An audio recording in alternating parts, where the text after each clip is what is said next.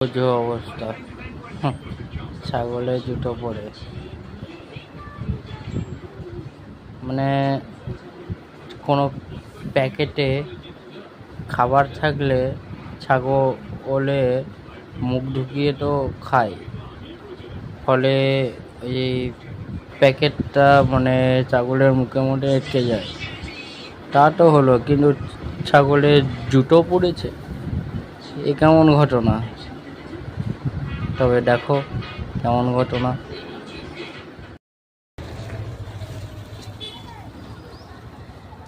এ ভাই, জুতো নিয়ে কি করছিস?